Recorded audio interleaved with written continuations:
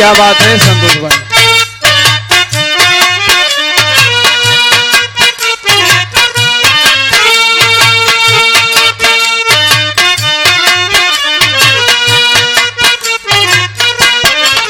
Master बतावत हरन। ओहो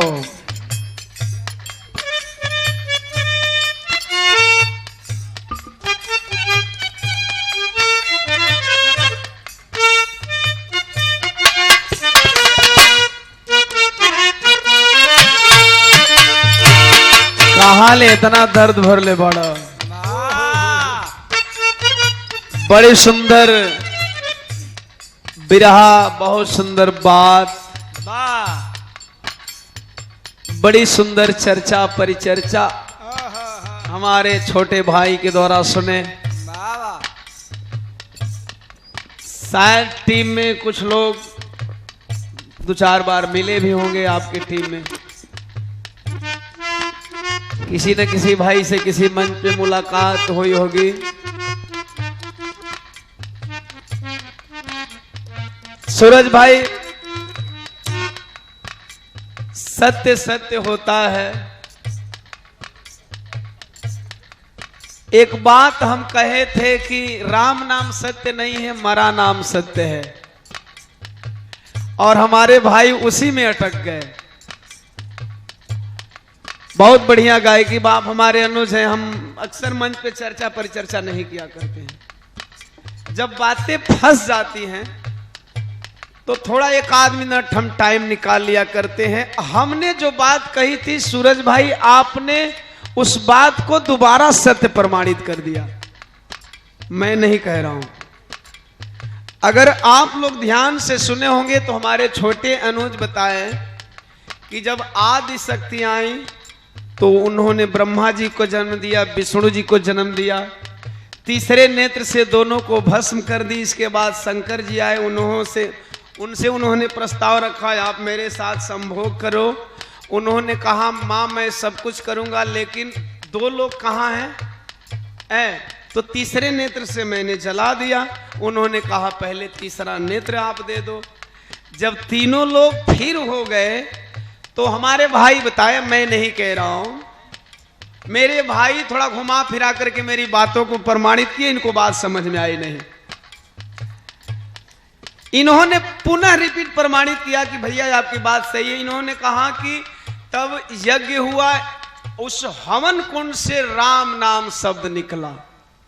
तो पहले मारा हुआ कि पहले राम हुआ? सूरज भाई ध्यान नहीं दिए, शायद चकमा खा गए।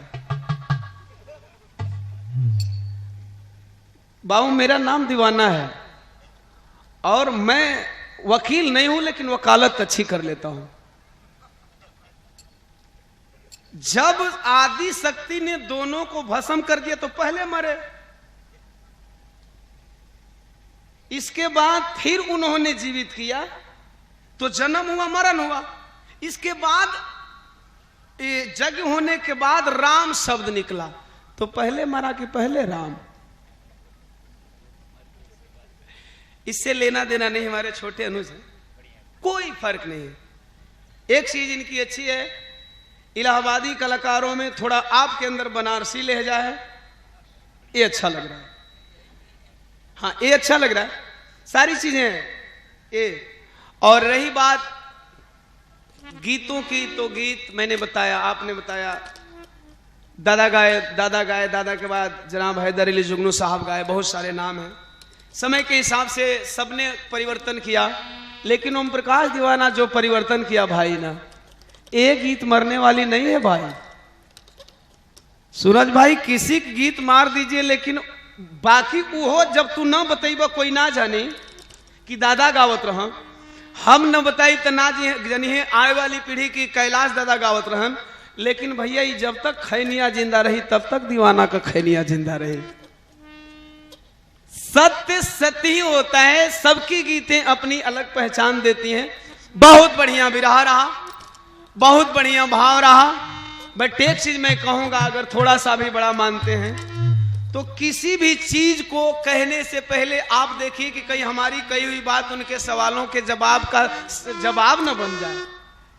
तो ये चीजें आने घुमा फिरा करके हमारे छोटे भाई का कहना है कि मरा नाम सत्य है। एक चीज और कहूंगा, बहुत अच्छी गायकी है, आप गा करके लोगों से ताली बजवा सकते हैं। कह करके ताली बजवाए, हम हो चाहे आप हो, उस ताली का कोई महत्व नहीं होता है सूरज भाई। वो लाइन इतनी अच्छी थी, आप नहीं कहे होते तो लोग ताली बजा दिए होते। बहुत बढ़िया लाइन थी, जिस कवि जी ने लिखा है उस बड़ी लाइन के लिए नमन है। बहुत सारी बातें हैं और बिरहा पॉइंट का बात, तो पॉइंट कब कहाँ रह गई बा। बिरहा जब दू गो होला सूरज भाई तब ना बिरहा तो हम इतना कुछ जगह फंसा देने की तो बुद्ध जी को बड़ा रिसर्च करे के पड़ी कि बुद्ध जी का कैले रहे। सत्य के नाम पे ही हम उस सत्य को बताए जो जिंदगी का अकाट सच्चाई है।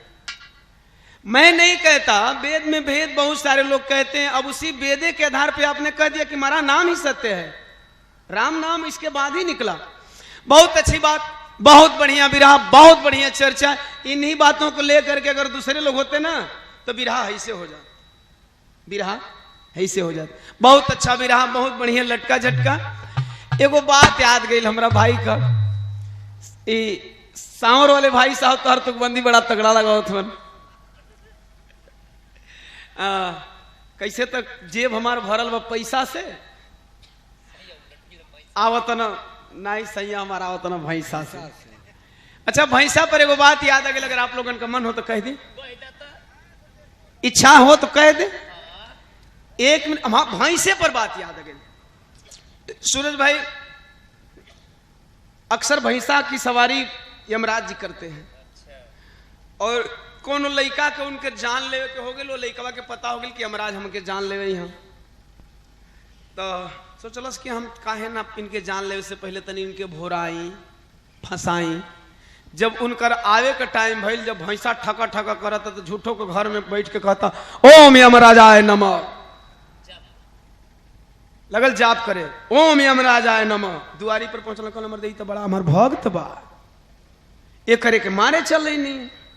कल बेटा ठीक है, तुम मेरा भक्त हो ना, तो तुम इतना यमराजाय यमराजाय कह चुके हो कि तुम मुझसे बर मांग लो। कल साहब तो हमारे जन्मा लेवो के पहले बरवा देवो। कहना नहीं, पहले बेटा तू बर मांग ले। जब वो बर मांगने की बात किए यमराज जी भैंसा पे सवार, वह लड़का बोला कि बर दीजिएगा कि केवल कह रहे हैं मोदी जी की तरह। मोदी जी भी गए 15 लाख रुपया हर खाते में आएंगे।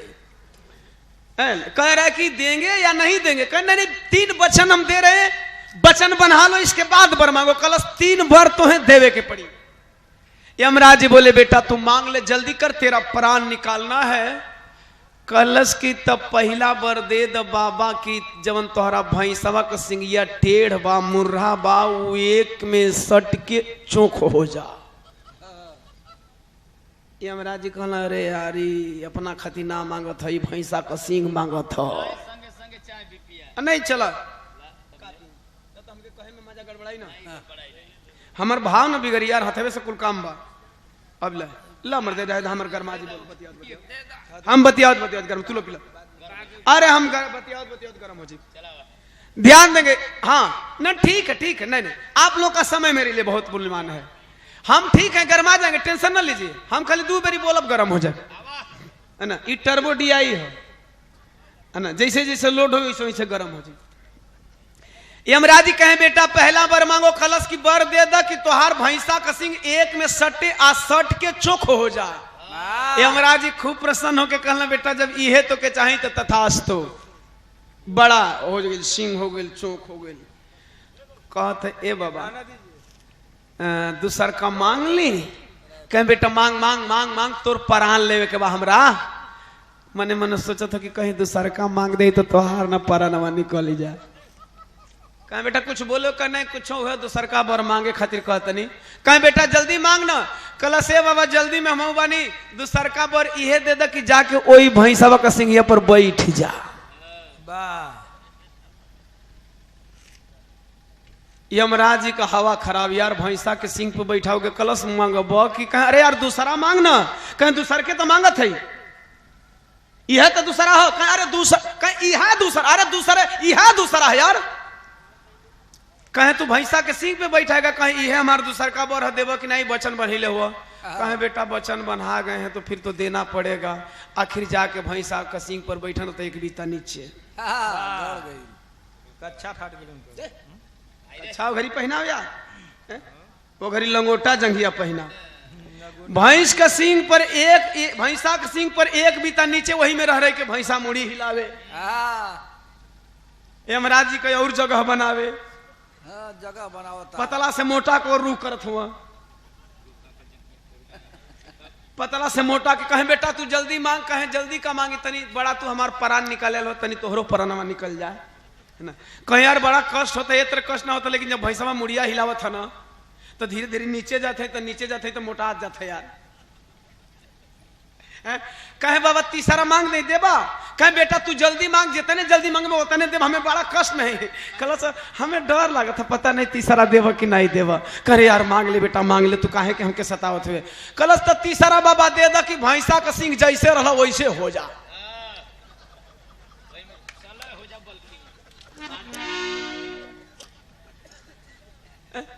भैंसा का सिंह जैसे रहा वैसे हो जा। यमराज जी कहला करे तीसरा ही है, कहे तीसरा ही है, कहे बेटा चाहिए तो के कहे कि हाँ, कल तथास्तु, हाँ वो छड़ के कि आखिर एक बरवो पूजा हो जा हमारे गड़बड़ा है ना, नहीं तो फिर मुर्रा भैंसा का सिंह मुर्रा हो तो उनकर का स्थिति बनी। ऐसे ऐसे कभी बात फंस जाला। हमार तेरिया मास्टर भैया बहुत जानकार हो, अब बढ़िया कंपटीशन है, और उनकर तुकबंदी में हमें नहीं लगा था कि सूरज भाई तू कबो पास होइबा, उनके तुकबंदी में तू कबो पास ना होइबा, तू जोड़ के देखा हमें उनकर वह चीज निकला तो कितना जल्दी जल्दी जोड़त हो, है ना। ध्यान देंगे बड़ी बड़ी बातें, एक आध लाइन गीत हो जा, एक ही बात। अब आ गई बिरहा का बारी, एक एक बिरहा पर, एक बिरहा हमारी ओर से सुने। गीत कोनो बजा दे मास्टर, तो हर गीत रोक देनी हम, कोनो रंगीन गीत बजा दे भाई लोग का तनी मनोरंजन हो जा। और ऊपर कैला, और ऊपर कैला कल लगा, और ऊपर, हाँ ऐसे आवा, तनिका और ऊपर का क्या हुआ, हाँ और का तनिका और ऊपर का क्या हुआ, हाँ ही आवा,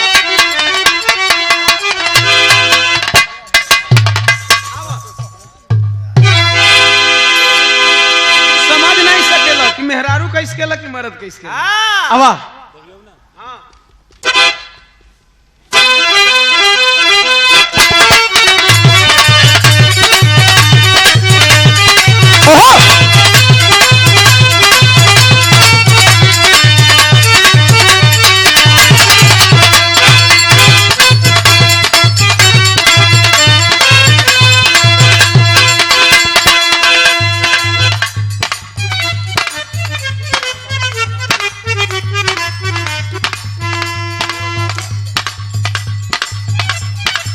एगो गीत बड़ी चर्चा में रहा, सूरज भाई गीत ऐसने हुए के भी चाहिए, माई बहन सब सुने, बतेबे के नहीं लिखे वाला तो आजकल गागर में सागर भरत रे, और लिखे वाला चोली ढोड़ी भी लिखे में परेशान हो। गीत रहुआ लोग बड़ा पसंद करनी, बड़ा चर्चा का विषय रहल। अरे झारस जब बाल सैया जी, झारस जब बाल सैया जी, लागस कमाल सैया जी, झारस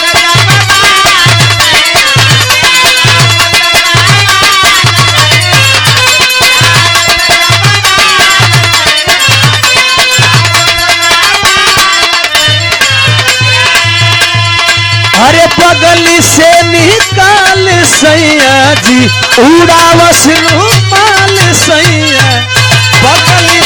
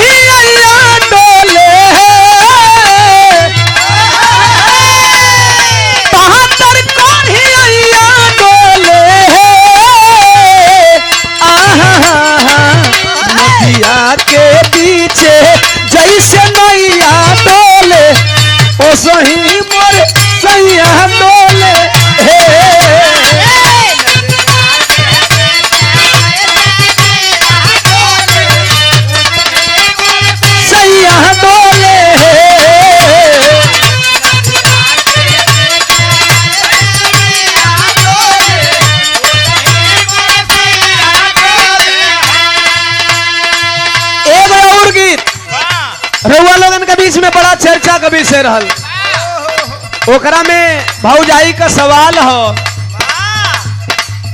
अरे आंगना ए देवरू आंगना,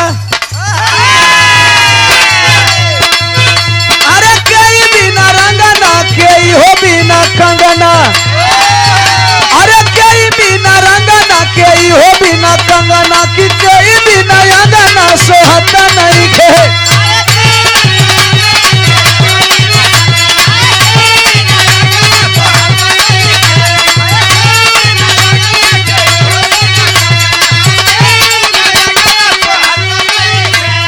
रउआ लोग पसंद किए, मेरा जवाब रहा अरे रंगना ये भौजी रंगना।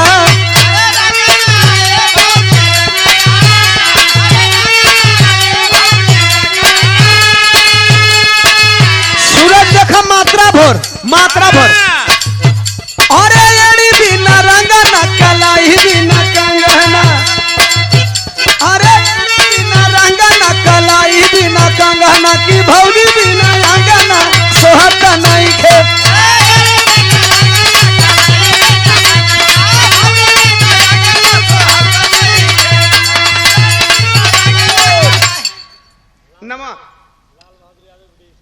सम्मानीय लाल बहादुर यादव जी बीडीसी जी महोदय, आपके द्वारा खेसारी वाला लचक आप देखे हैं।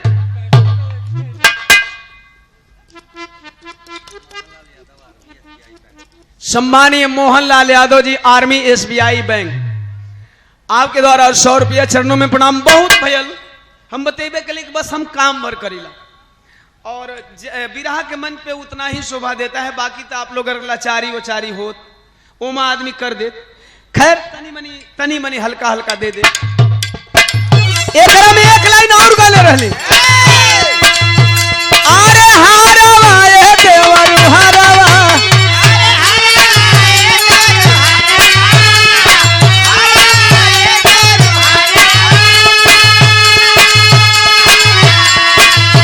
अरे कई बिना हारवा कई हो बिना पूरवा। आजकल बिरादरी पर भी मीडिया वाले भाई लोग बिरादरी पर भी बड़ा गीत गवाता। कुछ दिन पहले हम कोई का तौहीनी ना करला के गावल का ना गावल। कुछ दिन पहले मैं एगो गवैया गा देहलस, केकर तो बेटा हूं का तो लेता हूं। बहुत बुराई भइले गीत पर साहब। जवन बिरादर का लइका खड़ा भइलन उ कुल बिरादर का लइका लइकिन के मार लगना गावे, हम फलाना का बेटा हूं तो फलानी की बेटी को लेता हूं, फलाना का बेटा हूं फलानी की बेटी को लेता हूं। कास्टिज्म पे मैंने भी गीत गाया। क्या इसमें जिस भी बिरादरी का नाम है किसी बिरादरी को तकलीफ है? कौनो बिरादरी का तकलीफ ना बा। कास्टिज्म पे गाइए, ओकर विशेषता गावनो कि ओकरी बिरादरी का लड़की का सीना पर तो अपन झंडा गाड़ा तो उहो गुसाई तो भले कला कि कम में गाई लेकिन गईबे न करी। तो के 1001 करोड़ सुनिया करो के 500 सुनिया, बल्कि ओकरा के ढेर सुन दिया ऐसे कि उल्टा गावे लागता। देखे लोग एगो लड़का गा दिया था खेसारी भाई के ऊपर, बच्चा बच्चा जान गया, जबकि उसको गाने का कोई हुनर नहीं है। वो गा दिया, बच्चा बच्चा जान गया। तो आपको करोड़ों लोग जानने वाले गलत करते हो। अगर आपके ऊपर कोई गाता है, एक दिन कोई खड़ा होकर के ओम प्रकाश दीवाना को बोलना चालू करेगा ना बच्चा, तो ओम प्रकाश दीवाने से ज्यादा लोग उसे सुनेंगे। अरे भाई काहे दियोनवा के बोले, पर दियोनवा ढेर गड़बड़ कोनो गाना बोले बेकार है। क्यों किसी के माँ बहन का आप आबरू लूटते हो? यार तुम्हारे घर में भी माँ बहन बेटियां हैं ना। हमने गाया इस गीत को, आप लोगों ने घर घर में सुना। सवाल रहे अरे कई बिना हरावा कई हो बिना पुरावा की कई बिना हुरावा चलत नहीं खे। जवाब रहा में बिरहा गावे के जानत हो। हम उतने घरी गाइला जितना घरी ई लोग खाली डोल डाल के बढ़िया ना, तो हमारा बिरहा में परान बसेला। ध्यान देंगे, एक बिरहा बताएंगे इस मिट्टी को जिसके लिए हमें आप लोगों ने बुलाया है। एक बिरहा में बताऊंगा। हाई देखें हमार जवाब रहल, अरे माली बिना हरावा कोहार बिना पूरावा। अरे यारो गाना है तो ये गाओ। एक गीत मैंने गाया सूरज भाई, डूब रहा था, कल्चर में बहुत चीजें डूब रहा था। हमने कभी रहा में हिंदी से अंग्रेजी, अंग्रेजी से हिंदी, ऐसे हमन गावल जा, लेकिन भोजपुरी में डूब रहा था। तो मैंने बहुत सारी चीजें जा रही थी, तो मैंने गाया कि मांगीला जहिया वाटर, हम तो हई पढ़ल ससुर जी अनपढ़ राउर डाटर, मांगीला जहिया वाटर देवेले टमाटर। अब ये चीज है, ये हमारे बिरहा का पैदाइश है। आज विजय भाई जो शिल्पी के लिए गाना लिखते हैं, फोन करके आए, गवा रहे थे स्टूडियो में गाना, फिल्म का गवाना था और 4 एल्बम का। तो बोले भैया तनी बिरहा का बैठल रहती तो कुछ बिरहा का फ्लेवर देते, हम कहीं इलाहाबाद जाएगा भैया, हमें लेट होता। तो बिरहा से आज भोजपुरी वाले सीख रहे हैं। बिरहा का मेरा कल्चर ये लगल, हालांकि बिरहों के तो गंदा कर देना लोग बिरहा को भी गंदा कर दिए साहब।